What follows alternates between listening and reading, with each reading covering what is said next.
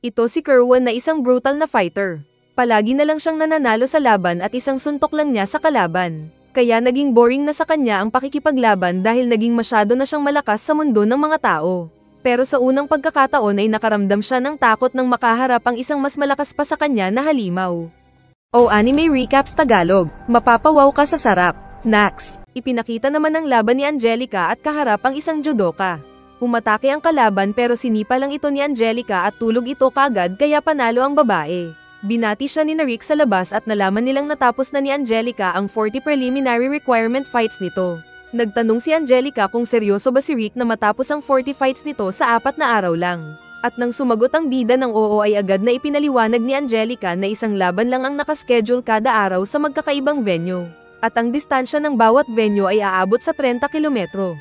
Dahil sa narinig ay kaagad na tumakbo si Rick para maabutan ang laban. Saka nagtanong si Rheanet kay Angelica kung gusto ba nitong mapanood ang laban ni Rick.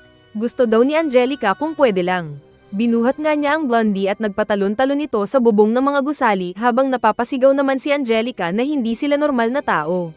Dahil sa bilis ay nahilo si Angelica na na-jetlag. Pero tapos na kaagad ni Rick ang kalaban na ginawang bonsai na ibinaon sa lupa. Kaagad silang nagpunta sa next na lugar at laban ni Rick at muling natalo ang kalaban. Paulit-ulit na ganun ang ginawa nila kaya palaging nahihilo si Angelica sa pagbuhat sa kanya ng mabilis na Rheanet. Nagawa ni Rick na matapos ang 40 fights nito sa loob ng 4 na araw kaya hindi makapaniwala si Angelica. Pero nagpapasalamat siya dahil hindi sila magkapareho ng roster ni Rick. Pero nang sinabi ni Rheanet na may isa pang nagngangalang Ash Orc ang nanalo sa kabilang bahagi ng city na isa ding Class S at Master ni Rick, ay feeling ni Angelica na nadoble ang problema nito. Sinabi ni Rheanet na huwag siyang mawalan ng pag-asa. Kaya sumagot naman ang blondie na kahit mukhang talo siya ay susubukan pa rin. Napahanga si Angelica kay Rheanet dahil nakakaya nitong masabayan si Rick na parang hindi tao. Pero hindi daw ito problema para sa elf na inamin pang mayroon itong nararamdaman na pagkagusto kay Rick. Kaya hindi mapakali si Angelica dahil hindi iyon normal para sa isang babae. May dumating na waiter na inakala pa ni Angelica na manliligaw. Pero hindi pala dahil nagmakaawa itong iniuntog ang ulo dahil nais lang silang tawagin para mag-part-time doon panandalian. Samantala ay kagagaling ni Rick sa pag-jogging nang batiin siya ng isang lizardman na nagpakilalang si Snape na isang chairman committee sa tournament. Sinabi nitong nakilala ang bida dahil siya ang naging usap-usapan sa bayan dahil sa 4 na araw na pagkapanalo ng 40 fights. Nakipag-shake hands ito at nalaman pa ng bida na kilala nito si Angelica. Nalaman din ng bida na dati itong fighter dahil sa matigas nitong kamay. Sinabi ni Snape na nag-resign na siya at bago ito umalis ay nag-iwan ng pakumusta kay Angelica. Pagpasok ni Rick sa inn na tinutuluyan ay agad siyang sinalubong ng nag-alala na Milcia na inakalang may problema si Rick at Snape. Sinabi ni Milcia na parang gentleman lang si Snape pero nabalitaan niyang kasali ito sa mga ipinagbabawal ng batas na transaksyon. At bigla pa nitong pinalitan ang dati nitong sponsor at naglagay ng sariling fighter sa tournament. Narinig ni Rick ang usapan ng mga lalaki sa isang table na mayroong bagong dark elf na chicks. Saka ipinakita sina Angelica at Rheanet na nakadamit ng rabbit costume at nagbebenta ng sugal ng laban sa pula o sa puti. Kunwari pa daw napipilitan lang si Angelica na gawin ang bagay na iyon kaya nagtanong si Rheanet kung ayaw ba talaga niya. Nagrason siyang dahil naawa lang sa lalaki na nagdugo ang ulo na nakiusap sa kanila. Naroon din pala si Dumbledore na lasinggo at hinuli ang kasama nilang promo girl na gustong manyakin. Tumakbo ang mga ito kaya pinagbalingan nito si Angelica at nagtataka kung bakit wala daw itong makapan na papaya. Kaya mas nagalit ang blondie na binukulan ang knockout na manyakol. Nagulat siya nang tawagin siya ni Rick na nagtanong kung anong ginagawa doon at ganun ang damit. Kaya nagrason itong may nagpatulong sa kanya. Nang makita naman ni Rick si Rheanet na ganun din ang suot ay namula ang bida at nagkatinginan sila ng elf na kumikinang-kinang pa. Dahil hindi makapagsalita si Rick nang makita si Rheanet ay nagreklamo si Angelica dahil iba ang reaksyon ng bida at mas inapakan ang ulo ni Dumbledore. Hindi naman naging lingid kina Kerwin ang pagtapos ni Rick ng 40 fights nito sa loob lang ng 4 na araw. Kaya sinabi ng napangiting Kerwin na hindi magiging boring ang laban sa taon na iyon. Ipinakita ang nakalipas nang pumasok si Dan kasama ng bodyguard nito sa isang gusali. Pero nagulat siya ng lahat ng mga naroon ay walang malay dahil binugbog silang lahat ni Kerwin na kilala ding Ravenous Wolf.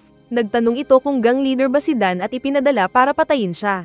Ngunit sinabi ni Dan na naghahanap siya ng malakas na fighter para dalhin sa Heractopia kung saan maraming mga malalakas na mandirigma. Dahil sa narinig ay napangiti ang excited na Kerwin. Iyon din daw ang ngiti niya ngayon na nakita ni Dan dahil sa pagdating ni Rick at Ash Orc. Habang kumakain ay ibinalita ni Rheanet at Rick kay Angelica ang pagpapakamusta ni Snape. Kaya biglang natigil sa pagkain ang babae pero sinabing hindi kilala ang pangalan. Sa tournament ay ipinakilala ng announcer ang dalawang maglalaban na sina Angelica at Helen na maskuladong babae. Naunang umatake si Angelica na agad na iwasan ni Helen, na gumanti ng suntok na sinalo ng Blondie. Saka din lang sinipa ni Angelica si Helen na naitapon at natalo. Next na laban naman kay Rick na iniwasan ng pag-atake ng kalaban at pinatulog ito gamit ng simple na hand chop. Nagpatuloy pa ang kanilang pakikipaglaban at marami pa silang natalo ng mga kalaban. Kasunod na kinalaban ni Angelica ang isang maskuladong tao na matibay. Kaya ginamitan niya ito ng water wall magic na parang ginawang barrel. Saka din kaagad na kinuryente ang kalaban. Pero malakas si Taylor na tinanggal ang water wall. Confident na umatake ang nagmamadaling manalo na Angelica. Pero nakaiwas ang matabang tao na nagpunta ng side. Saka malakas na sinuntukang kalaban ang tagiliran ni Angelica na sumangga pero naitapon ng malakas sa nawasak na pader. Kaya natalo si Angelica na knockout sa lupa. Agad naman siyang pinaghilom ng healer kaya naging ayos din siya. Sinundan siya ni Rick na tinuturo ang pagkakamali ng babae kaya ito natalo. Pero ayaw makinig ng babaeng iniiwanan si Rick na sinusubukan siyang kausapin na naroon lang daw para tulungan si Angelica. Nag-usap naman sila kalaunan at sinabi ni Angelica na naistorbo siya nang marinig ang pangalan ni Snape. Fiancé daw ito ni Angelica. Nagkwento si Angelica na noong namatay ang mga magulang nila ay naiwan silang magkakapatid. At dahil hindi sila marunong sa pag-manage ng business ay nakialam ang lolo nila sa kanilang buhay at ito ang nagplano ng pakikipag-asawa ni Angelica kay Snape. Para daw makabawi sila sa pagkakabagsak at mga utang nila. Na late reaction si Ricky na naglodang pa ang pagkakaintindi nito. Kaya nainis si Angelica. Pero sinabi ni Angelica na naghahanap siya ng paraan para makaalis sa pagiging future wife ni Snape. Naistorbo sila nang marinig ang ingay sa isang bar na kanilang sinilip. Nakita nilang sakal ng isang lizard man ng isang babae at naroon si Taylor na inutusan si Gates na iwan ng kawawang babae. Pero hinamon siya ng lizard man kaya sinuntok ng nagalit na Taylor si Gates sa mukha. Kaso ay wala itong epekto at si Taylor pa ang sinakal ni Gates. Saka din ito malakas na binalibag sa nasira na sahig. Kaya nagulat si Angelica dahil sa lakas ng lizard man. Sinabi ni Gates sa waitress na kailangan niyang mapamper dahil sa pagkakamaling ginawa sa kanyang beer. At ang gustong bayad ay ang kuweba ng chick sabay sira sa damit nito. Saka pa di nila dilaan ang babae na lasang Ajinomoto. Dumating ang kahit natatakot na Angelica na sinabing iwan ng lizard man ang babae. Kaya tinignan siya ni Gates at iniwan nga ang babae. Galit itong lumapit kay Angelica na sinuntok. Pero sinalo ni Rick ang malaki niyang kamay kaya naligtas si Angelica. Natigil lang si Gates nang dumating ang boss nitong si Snape na sinabing sa tournament niya gamitin ang lakas. Saka umalis ang pangit na butiki. Humingi naman ng patawad si Snape sa mga naroon na sinabing babayaran ang halaga ng mga nasira doon. Nagtanong si Rick kung sino yung umalis na butiki. At sumagot si Snape na ito ang younger brother niyang si Gates na madaling magalit. Saka sinabing masaya siyang hindi nasaktan si Angelica na mahalaga daw sa kanya. Pag-alis ni Snape ay nagtanong si Rick kung ano ang balak ni Angelica sa pagsali doon at ano ang nakita nitong loophole sa business ni Snape. Ipinaliwanag ni Angelica na malaking halaga ng pera ang ipinangakong ibibigay ni Snape sa kanilang pamilya. Pero wala naman itong sapat na kayamanan para ibigay ito, kaya alam na niyang kukunin ni Snape ang pera mula sa tournament kaya siya naging sponsor ng laro. Sinabi pa ni Angelica na feeling nitong naluto ang laro at si Gates ang mananalo sa laro. Pero hindi papayag si Angelica na mangyari ito para maka-back out siya sa kasal nila ni Snape. Tatalunin daw niya si Gates kahit na imposible dahil malakas ito. Pero sinabi bigla ni Rick na sumali ito sa kanya at tuturuan itong lumaban. Kaya nagulat ang babae na natakot. Kaya nang mag-training sila ay ini-apply ni Rick ang pag-training na ginawa sa kanya ni Ash Orc. Nilagyan niya ng tig 30 kilos na weights ang kamay at paa ng nagulat na babae. Saka din ito tumakbo at hinila ang babae na nakatali sa kanya. Kaya naiiyak si Angelica na sumisigaw-sigaw pero walang magawa kundi ang sumunod kay Rick. Sinabi ni Rick na makakatulong ito sa pagpapabilis at pagpapalakas ng katawan ng babae. Nagmamakaawa ang babae na sinabing tumigil muna sila. Pero sinabi ni Rick na ganun sila ng 6 na oras at mas binilisan ang takbo. Kalaunan ay feeling ni Angelica na tigok na siya at nakikita ang mga yumaong mga magulang. Pero naramdaman niyang mahapdi ang paa dahil naubos na pala yung sapatos niya sa katatakbo. Sinabi ni Rick na ayos daw para sa level niya ang unang session ng training. Hindi tulad niya noon na 3 beses na tigok noon. Akala ni Angelica kung tapos na. Pero sinabi ni Rick na mag-rest lang sila ng lunch at saka babalik sa panghapon na training. Tumakas si Angelica na nagpunta ng malayong kafe para daw hindi siya makita ni Rick. Ngunit nagulat siya nang sumilip si Rick sa labas na hinanap daw siya sa buong kaharian. Akala ni Angelica kung papagalitan siya ni Rick. Pero sinabi ni Rick na naiintindihan daw ang feeling ng babae dahil dumaan na siya dito. Ipinakita noong natigok siya sa training kaharap si Ash Orc. Hiniling ng Orc na mabuff siya ni Druckle na ginawa naman ng bata. Kaya nagawang muling na-heal si Rick at muling naayos ang katawan nitong napitpit. Ganon daw ang naging buhay ni Rick sa 2 taon na pagsasanay nito. Nais sana niyang sumuko noon pero mas mabigat ang rason niya kung bakit mas pinili niyang ipagpatuloy ang pagsasanay kahit na napakahirap nito. At nagdulot naman ng magandang bunga sa kanyang buhay ngayon. Na-hype naman si Angelica na sinabing parang perpekto at napakabuti ng tignan na ipinanganak siya sa tahanan ng royal blood at may mataas ang posisyon. Pero hindi daw. Kaya siya sumali sa kompetisyon para ipakita na siya ang unang babae mula sa kanilang pamilya na maging malakas na warrior para pangalagaan ang kanilang dangal. Bumalik sila sa disyerto para bumalik sa pagsasanay. Sinabi ni Rick na dahil sword fighting ang skill ni Angelica, ay mas magandang magsanay siyang gawing espada ang mismong kamay niya. Na hindi inasahan ng babae na posible. Pero sinabi ni Rick na isang pro ang magtuturo sa kanya saka din tinawag si Rheanet na binati naman si Angelica. Sa final match ng preliminary ay ipinakilala ng announcer ang maglalaban na sina Angelica at Silver na isang malaking tao. Sinabi ng mga fans ni Angelica na hindi cute ang version niya na naging parang hindi naliligo. Pero pag umpisa pa lang ng laban ay isang suntok lang niya sa katawan ni Silver at naitapon ito sa pader na knockout. Kaya panalo na agad si Angelica. Kaso ay para itong may rabies na nais tapusin ang kalaban. Sinabi niya kalaunan na nag-blackout pala siya sa laban at nakakahiya daw. Pero sinabi ni Rick na ayos lang iyon basta nanalo siya. Pumasok sa pinto sina Druckle at Miss Et na nakita sila at nakiupo. Kagagaling ng mga ito sa lugar ng narinig nilang chismis na kinalalagyan ng isa pang jewel pero hindi nila nakita. Nakita ni Miss Et si Milcia na agad niyang nilapitan para matchicks pero umilag ang babae na ayaw siya. Pumasok naman sina Gold at ng bagong boss nitong si Ash Orc na ikinasaya ni Milcia kaya nagselos si Miss Et. Habang kumakain ay nabalitaan ni Miss Et na panalo si Ash Orc sa sinalihan nitong entry point. At sumagot ang Orc na mapapasa kanila din ang jewel na inaasam. Gusto sanang sumali ni Druckle pero sinabi ni Rick na hindi pwede dahil sisirain nito ang stage. Binati naman ni Ash Orc si Angelica dahil nakasecure siya ng spot para sa first phase ng tournament. Sinabi ni Rick na mas madaling natuto si Angelica dahil sa taglay na nitong galing sa pakikipaglaban. Wala pa ring confident si Angelica. Ngunit sinabi pareho ni na Ash Orc, Rick, Rheanet at Miss Et na magagawa niya ito basta magtiwala sa naging resulta ng training niya. Pagdating ng tournament ay masaya ang mga tao sa event. Nag-announce ang MC at sinabi ang mga maglalaban sa unang fight roster. Lalaban na ni Gaith ang isang mukhang kakarnehin nito.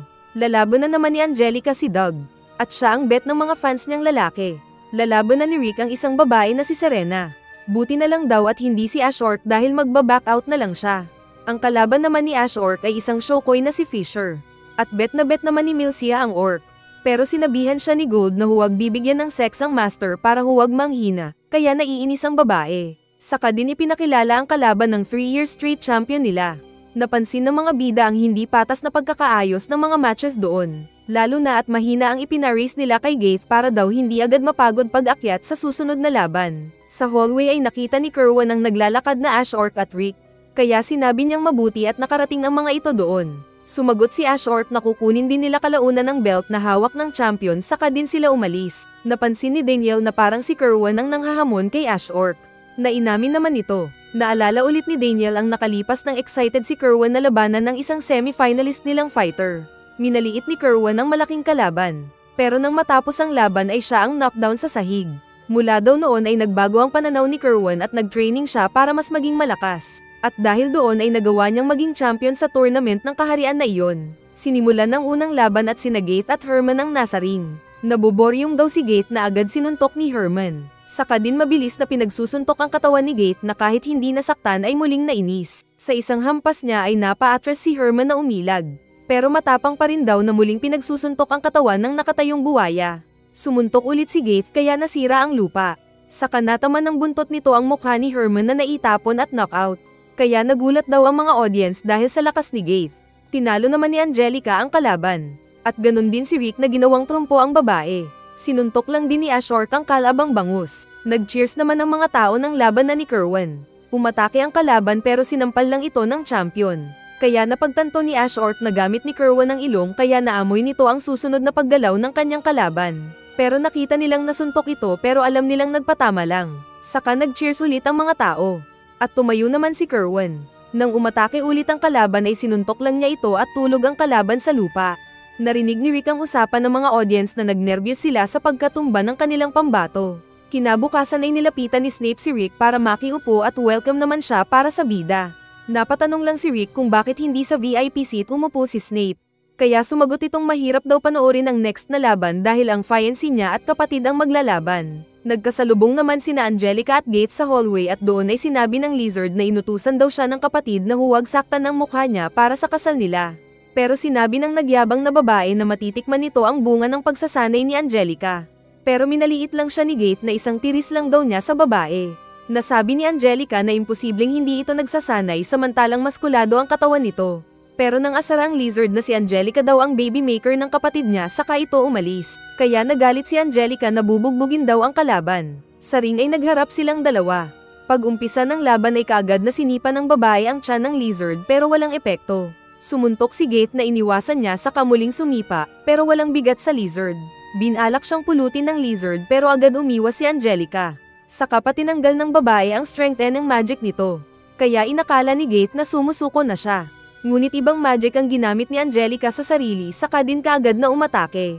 Ini-apply nito ang matalim na pag-slash gamit lang ng kamay kaya nasugat ang tiyan ni Gate. Nagtaka ang mga nanonood lalo na si Snape dahil alam nitong napakatibay ng katawan ni Gate. Kaya sinabi ng mga Class S na nagbunga ang pagsasanay ni Angelica. Ipinakita noong nagsasanay si Angelica na ipinakita sa kanya ni Rhayanet ang malumanay na paghati nito sa malaking bato na naroon. Smooth pa ang pagkakahati nito. Sinabi ni Rhayanet na maging si Rick ay kaya din iyon. Dahil sa nakita ay nagkaroon ng pag-asa si Angelica na mananalo sa tournament. Sinabi ni Rhayanet na hindi daw nakuha agad ni Angelica ang teknik pero dahil sa pagsasanay ng kanyang pisikal na katawan ay madali lang niya itong napag-aralan at na-execute.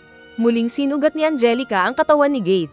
Kaya nainis ito na sinuntok ang lupa para magkaroon ng alikabok saka sinuntok ang umilag na babae. Muling umatake ang babae gamit ang bilis. Pero napatawa lang si Gates sa kamuling pinag-usok ang lupa kaya nakalapit sa likod ng babae at sinampal ito. Malakas pa rin ang loob ni Angelica na muling ginamit ang bilis at umikot kay Gates. Pero muli lang siyang tinapik ni Gates kaya muling naitapon ng babae.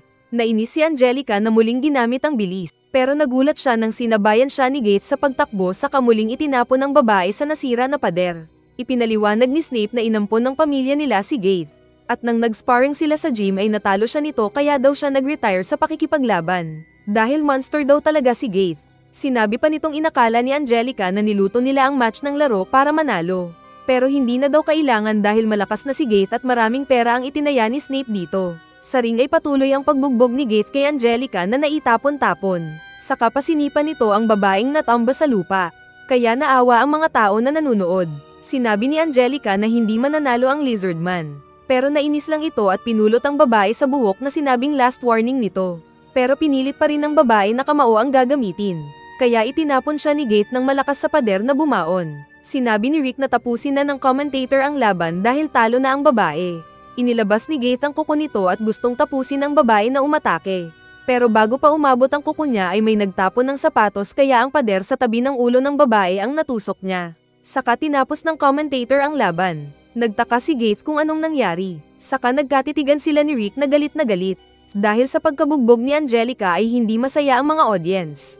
Dala ng Lizard Man ang sapatos ni Rick. Balak sipain ni Gate ang sapatos pero nakuha na agad ito ni Rick sa isang iglap at isinuot.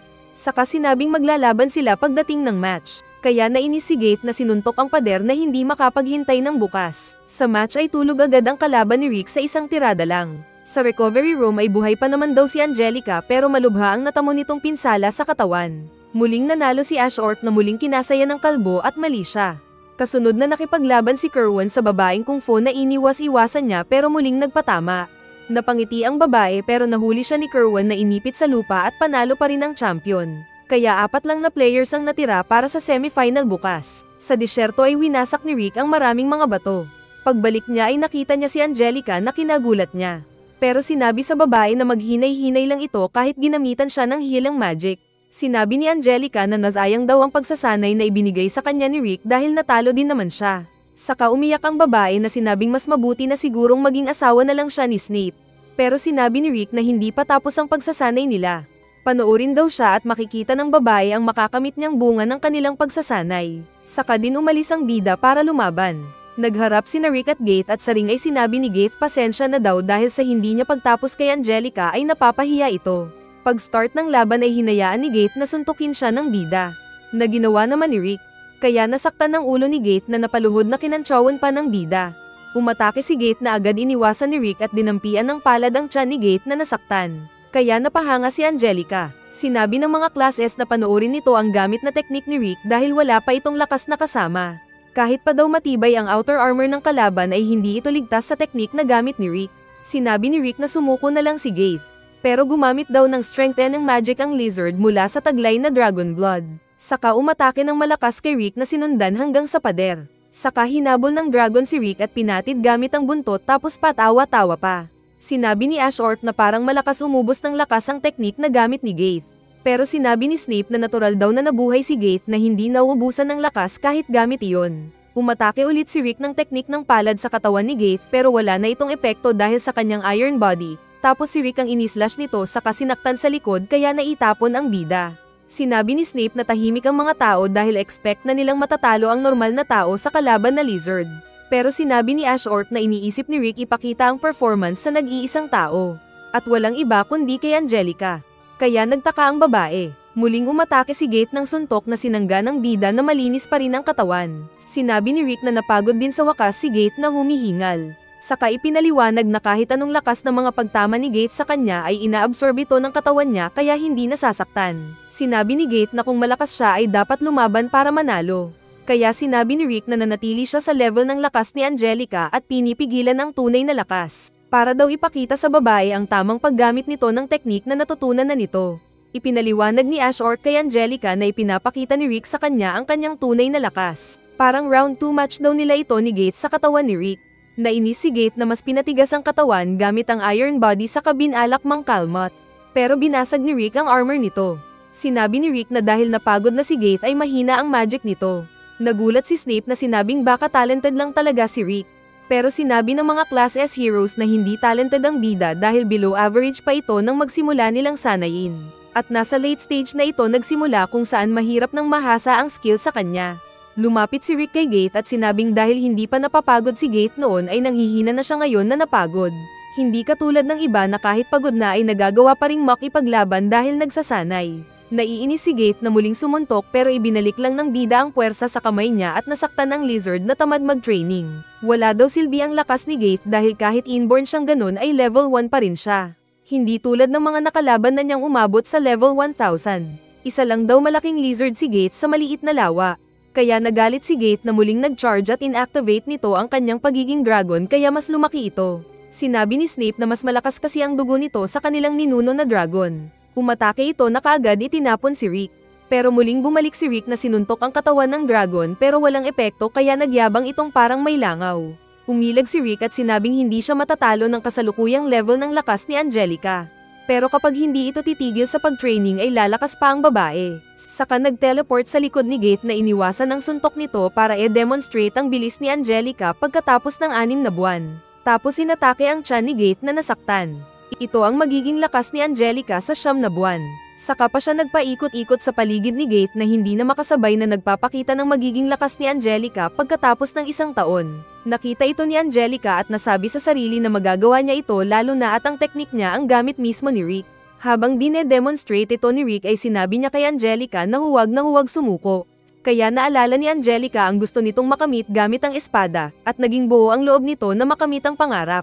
Saka din lang sinapak ni Rick ang leeg ni Gate na natamba sabay tanong kung anong gagawin ni Gate.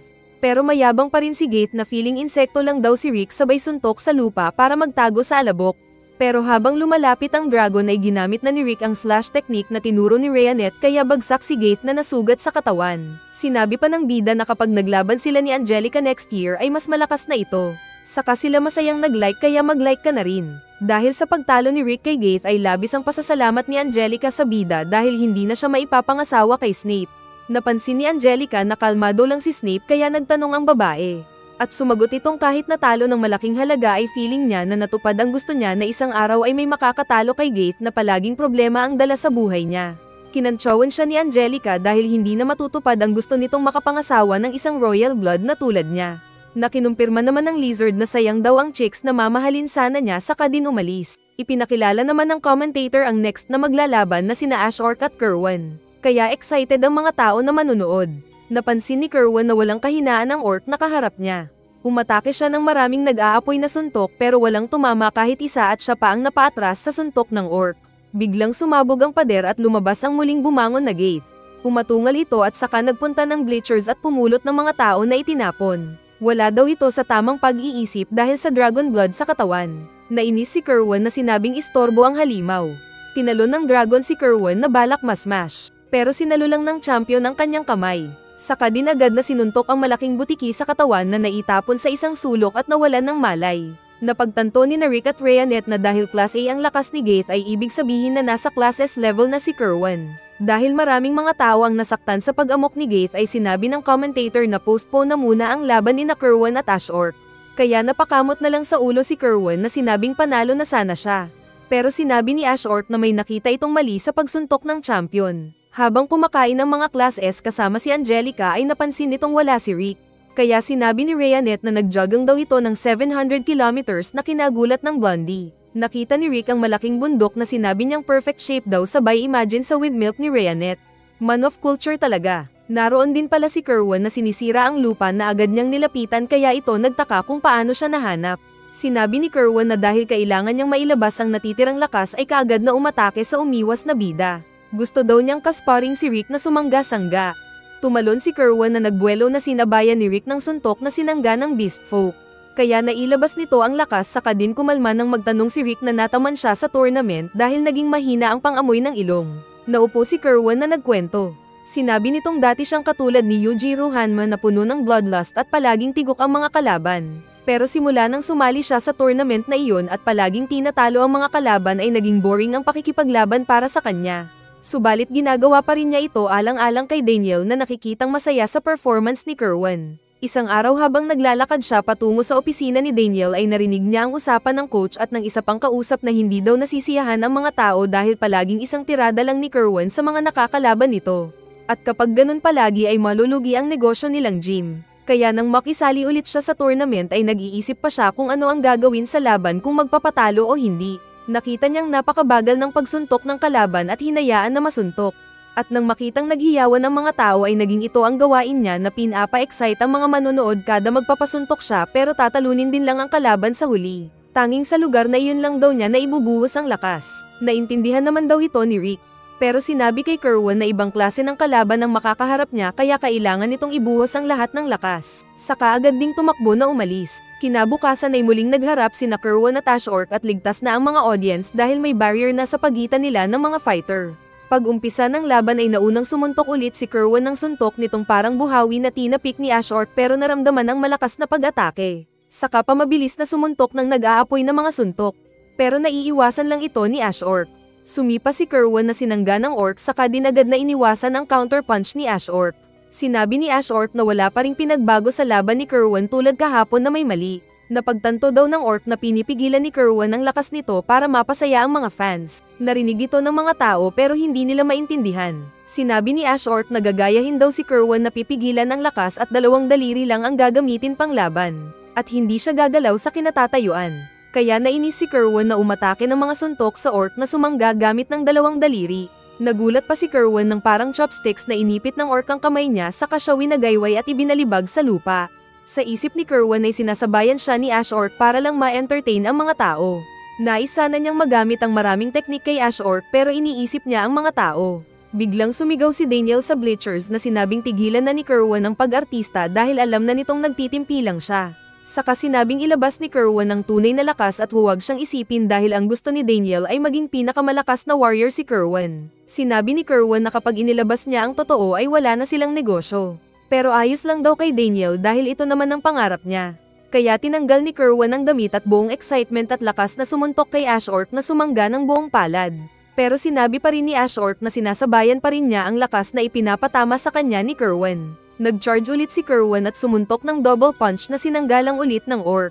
Sinipa ni Kerwin ang katawan ni Ashork pero hinuli lang siya ng halimaw at itinapon sa pader. Pero gumamit ng harden ng skill si Kerwin na pinuri naman ni Ashork. Nagulat ang mga tao dahil napagtanto nilang ganun pala kalakas si Kerwin. Sa isip ni Kerwin ay nasa punto na silang wala ng balikan. Kaya nag-release siya ng level 5 na fire magic kaya nag-apoy ang stage na kinamangha din ni Rick at Angelica. Gumamit ng lupa na may magic si Ash Orc at panangsangga sa malakas na apoy ni Kerwin. Dahil sa malakas na fire magic ni Kerwin ay nagulat ang mga audience dahil may skill pala siyang ganun samantalang pangiti-ngiti lang si Daniel. Nasunog ang panangga ni Ash Orc na kanya ring sinuntok. Iniwasan naman ito ni Kerwin na muling naghanda ng isa pa nitong magic skill na inilagay sa kamao. Nagpunta siya sa likod ni Ash Orc at binalot ito gamit ng level 7 na ugat ng mga puno. Hindi pa siya tapos dahil nag-ritual pa siya at ipinalabas ang level 8 magic nitong meteor na nahulog mula sa himpapawid. Kaya labis ang gulat ni na Angelica at ng mga mahinang tao na naroon. Kita din ang malaking meteor sa labas kasabay ng paglindol ng paligid.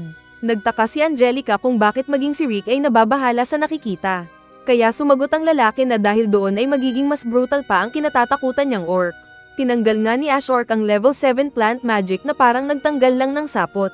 Saka ito nagbuelo ng kamao at malakas na inuppercut ang malaking meteor na ipinatama ni Kerwin kaya ito nadurog at naglaho. Kaya nagulat si Kerwin.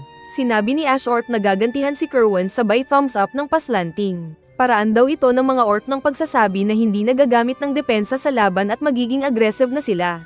Kaya habang papalapit ang malaking orc ay feeling ni Kerwin na sa unang pagkakataon ay nakaramdam siya ng takot. Sumuntok si Ash Orc na agad iniwasan ni Kerwin pero nasaktan pa rin siyang naitapon dahil sa lakas ng shockwave ng suntok ng orc. Habang papalapit ang orc ay nagpalabas pa ng level 7 na mga attack magic si Kerwin na tumama kay Ash Orc pero hindi nasaktan. Saka din binigyan ni Ash Orc ng malakas na left hook ang tagiliran ni Kerwin na parang natatay ang itsura dahil sa sakit na naramdaman sabay na itapon. Sinabi ni Rick na kaya nakaligtas pa si Kerwin ay dahil gumamit siya ng 3 klase ng defense magic na ipinagtaka ni Angelica dahil nakikita niya. Sa isip ni Kerwin ay iyon daw ang pakiramdam na hinahanap niya. Muli siyang tumayo at sumuntok pa ng sangkatutak na suntok kay Ash Orc pero dahil sa pagkasuntok ng katawan ay bumagsak siya. Naisip niyang marami pa pala siyang dapat matutunan. Nag-cheer ang mga tao para sa kanilang idolo. Kaya na-motivate naman daw si Kerwin para sa isa pang suntok.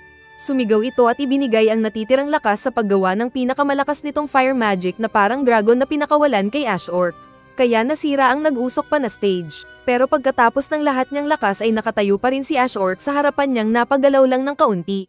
Nagtanong si Ash Orc kung iyon na ang huling tirada ni Kerwin, na sinagot ng napangiting beast folk na oo. Dahil dito ay ibibigay daw ni Ash Orc ang respeto na suntok at inundayan ng malakas na straight punch ang mukha ni Kerwin na nawalan ng malay sa pagbagsak.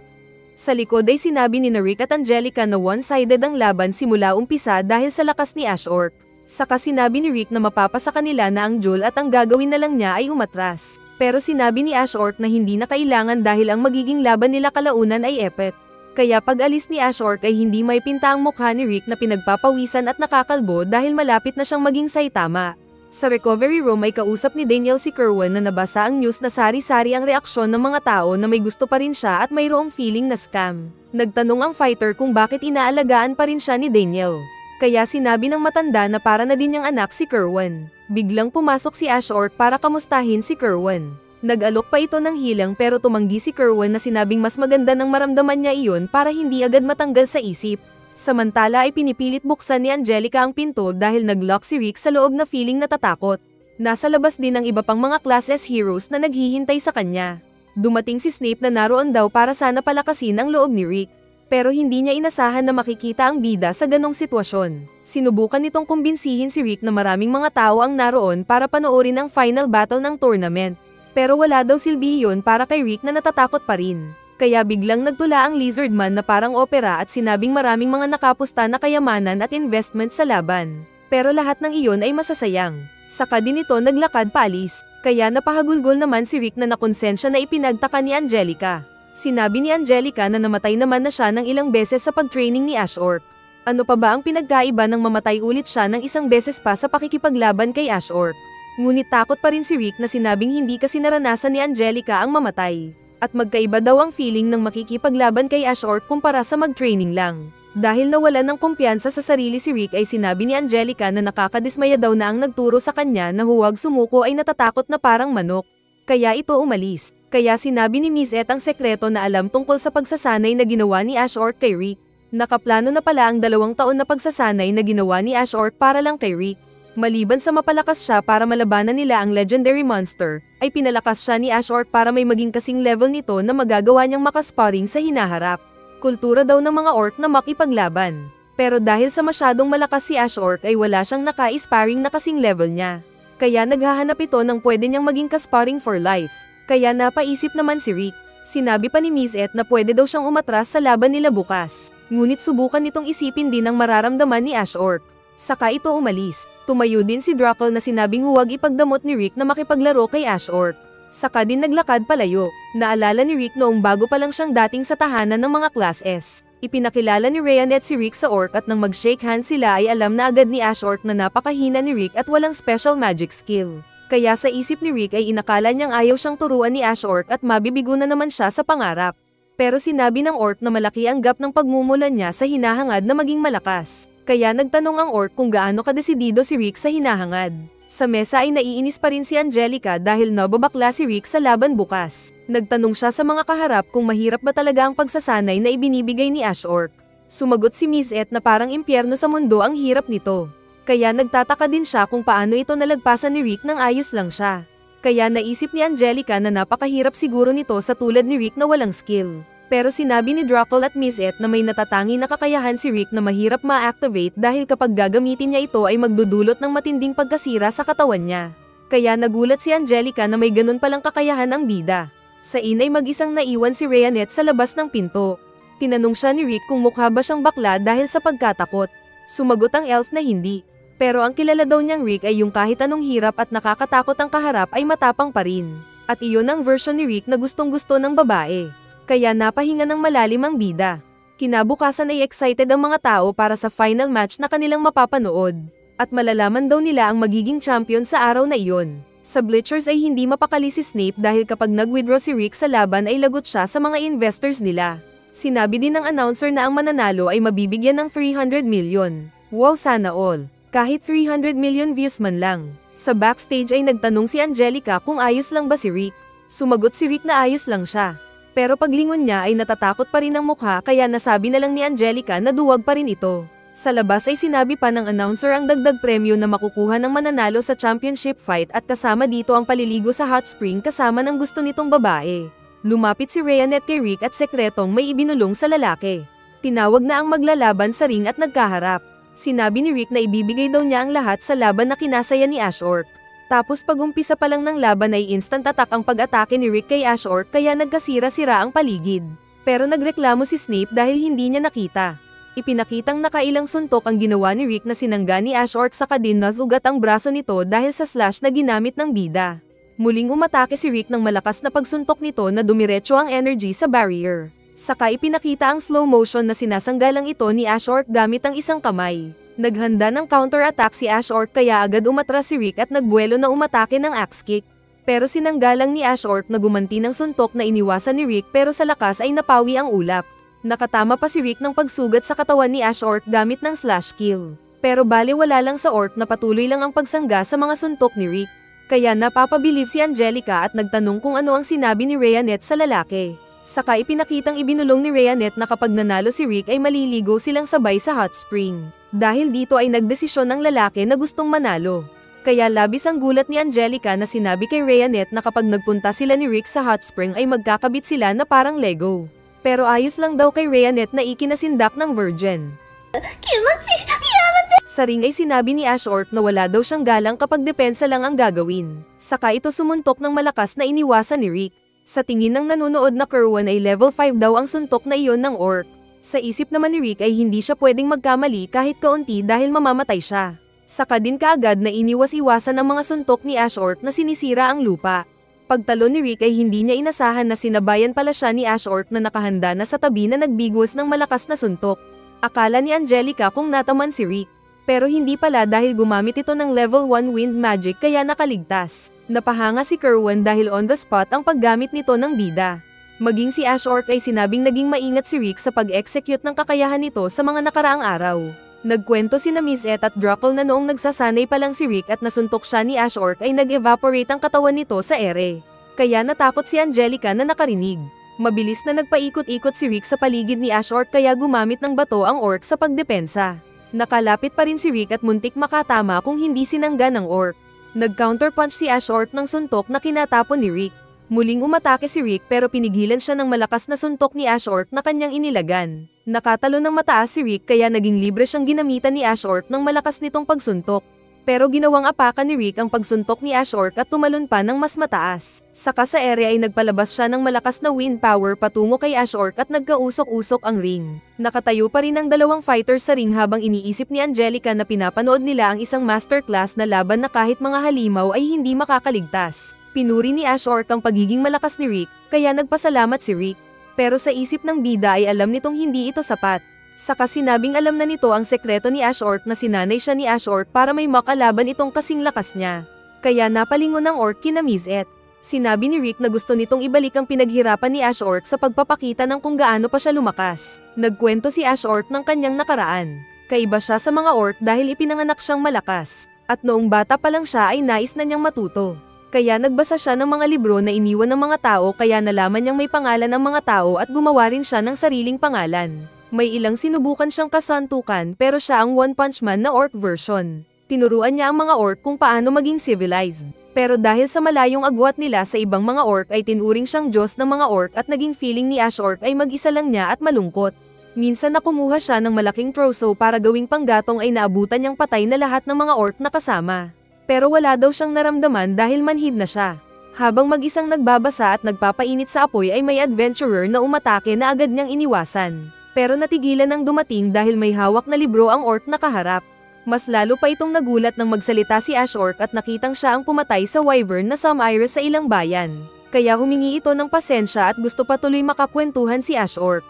Kaya nagkwentuhan ng dalawa at nalaman ng adventurer ang istorya ng buhay ng orc at ng inaasam nitong mangyari. Nagpakilala ang kaharap ni Ashork na ito si Reinhard na isang nakasama dati ni Yamato nang makipaglaban sila sa legendary monster.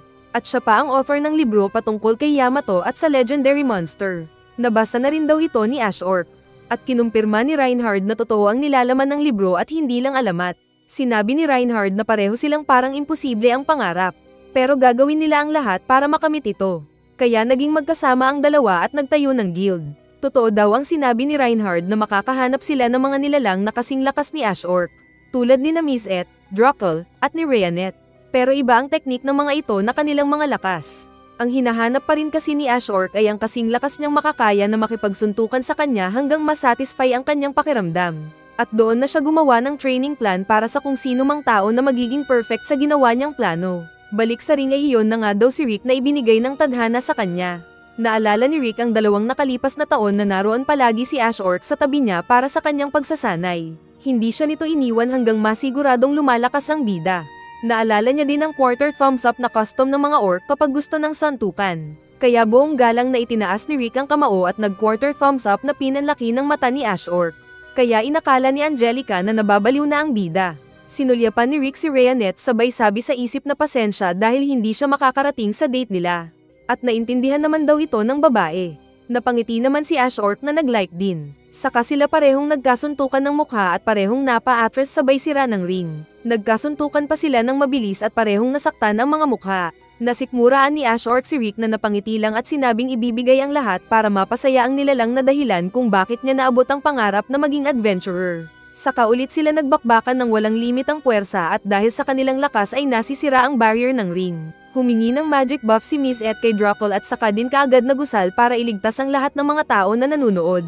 Kaya sa isang iglap lang ay naglaho ang mga tao sa bleacher na nai-teleport sa labas ng Coliseum. Kaya nagreklamo ang announcer kung anong ginagawa nila doon. Sa loob ay nagtanong si Kerwin kung nasaan ang iba kaya sinabi ni Mizet na inilagay sila sa ligtas na lugar. Nagpatuloy sa santukan sina Ashork at Rick na sa pagsalubong ng kanilang mga kamao ay parang may sumabog na bomba. At ramdam ng nasa bleacher ang dulot na bagyo ng kanilang paglalaban. Nagkasuntukan pa ang mga fighters at nasira ni Rick ang kwintas ni Ashork na nabasag. Saka din nakasuntok ng isa pa sa mukha ng orc. Sa pagpapatuloy ng laban ay diretso din lang ang pag-ihip ng hangin sa ring. Muling na-smack ni Rick si Ashork pero na-uppercut naman siya ng orc kaya naitapon ng bida na bumagsak. Nanghihina na nakatayo pa rin si Rick kahit nanginginig ang mga tuhod niya. Saka tinawag siya ni Ashork na muling magsuntukan. Nagsuntukan nga sila ng makailan pang beses pero muling napuruhan si Rick na naitapon ng malakas sa pader ng Coliseum na nag-iba. At kita naman ito ng mga tao na napanganga. Sa isip ni Rick ay nanghihina na siya at na-drain na ang lakas niya. Samantalang nakita niya si Ashork na nakatayo pa rin at masaya ito na parang pwede pang lumaban ng ilang oras. Naramdaman ng bida na kaya pa niyang may galaw ang daliri. Akala ni Angelica kung tapos na si Rick. Pero sinabi ng mga Class S na hindi pa nagseryoso si Rick. Ipinakita nga si Rick na gustong ibigay ang ninanais ni Ash Orc. Kaya hinanda nito ang kamao na nagliwanag na kulay red. Nagising ang kanyang kakaibang skill na Brute Valor kaya nag-ilaw ang katawan ng bida na parang Super Saiyan na kinagulat ni Ash Orc. Kaya nagsaya naman sina Miss Et at Druckle na pinagtawanan ang namangha na reaksyon ni Ash Orc. Alam pala ito ng 3 Class S pero hindi nila sinabi kay Ash Orc para surprise. Itinuro ng mga ito kung paano makontrol ni Rick ang power para hindi masira ang katawan niya. At na-activate lang ito ni Rick kapag makaharap siya ng malakas na nilalang na akala niyang hindi niya matatalo. Pero dahil sa power na ito ay matatalo pa rin niya sa huli. Ang tanging kailangan lang ng bida para dito ay malakas na willpower. Umatake si Rick at sinuntok ang mukha ni Ash Orc. Kaya mas nasisira ang lugar at gusto nang umalis ni na Gold at Milcia. Habang bumawi ng suntok ay masaya si Ash Orc dahil may mga kaibigan siyang iniisip ang nararamdaman niya. Sabay tingin sa mga Class S sa bleachers. Masaya siyang sinalubong si Rick na muling nakipagpatigasan ng kamao sa kanya. Sa puntong ito ay parehong napagod ang dalawang fighters. Kaya inilabas nilang pareho ang kanilang mga finale na pag-unday ng pisikal na lakas. Pagkatapos ng kanilang basagan ng bungo ay nasira-sira ang lugar dahil sa kanilang labanan. Paghawi ng usok ay ipinakitang nakatayo pa rin ang dalawang fighters. Naramdaman ni Rick na nanghina ang katawan niya at unang natamba habang pinupuri ang master. Pero ipinakitang maging si Ash Orc ay naubos na rin ng enerhiya na mas pumangit ang mukha dahil sa gallows at saka din natamba. At pareho silang knockout. Paggising ni Rick ay nasa kama ulit siya at katabi si Rheanet na binabantayan siya. At nasa kanya ang belt. Dumating ang iba pa na binati ang bida dahil nagising na pagkatapos ng ilang araw na pagtulog. Nagtanong si Rick kung bakit nasa kanya ang belt. Kaya sinabi ni Ash Orc na siya ang nanalo. Pero alam ng bida na nagpaubaya ito. Isa-isang tinawag ni Ash Orc ang mga kasama saka nagpasalamat ito dahil sa pagtulong sa kanya na makamit ang inaasam na pagkabugbog ng mukha. Nang ayos na ay kinuha nila ang jewel sa belt at may 2 jewel na sila. Pero pupuntahan nila ang iba pang mga jewel kalaunan para makumpleto ang mas mataas na goal nila. May kinuhang isa pang bilog na jewel si Rheanet at ito ang ipapalit nila sa belt.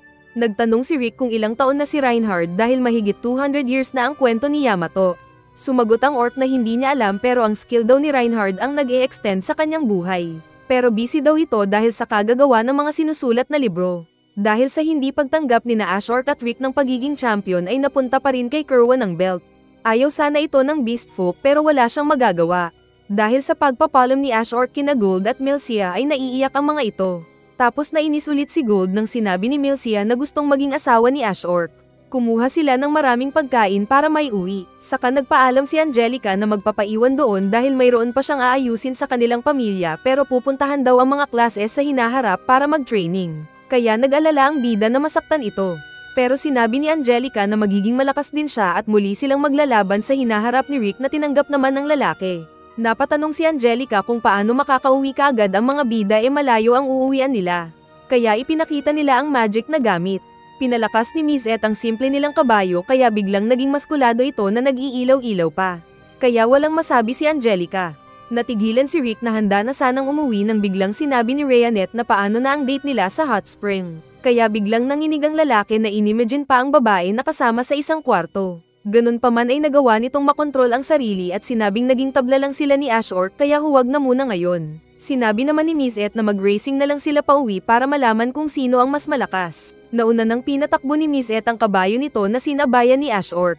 Nang makumpirma ni Rick na saka na sila mag-date ni Rheanet, ay mabilis din itong kaagad na tumakbo.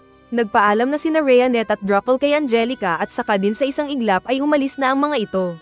Kaya naiwan si Angelica na napapahanga pa rin sa mga kakaibang nilalang na nakilala.